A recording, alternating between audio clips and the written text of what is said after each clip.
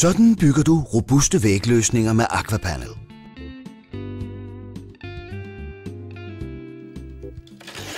Den cementbaserede byggeplade Aquapanel er et rigtig godt alternativ til de traditionelle, tidsrøvende murede bygningsdele.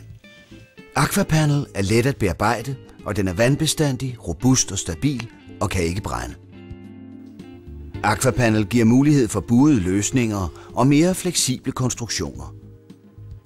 Pladen består af en cementbaseret kerne indstøbt i glasfibernet og kan derfor ikke optage vand eller fugt.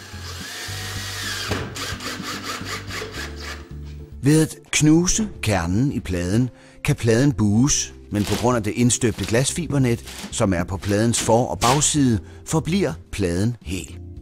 Derved bliver pladen så smidig, at du kan montere den på stålprofiler i den bue, du ønsker. Pladens egenskaber forringes ikke ved at bue den. Til indvendig brug anbefaler vi at anvende Aquapanel i vådrum, kældre, køkkener, bag brændeovne eller andre steder, hvor der er behov for en skillevæg, der tåler stor belastning. Aquapanel kan også anvendes som et stabilt og trykfast undergulv, der efterfølgende kan beklædes med f.eks. fliser, trægulv, PVC eller linoleum. På knaufdanogips.dk kan du få yderligere råd om de forhold, der gælder, hvis du vil bruge Aquapanel til undergulve eller f.eks. i vådzoner. Vi viser her 2 eksempler på løsninger med Aquapanel til brug henholdsvis inde og ude.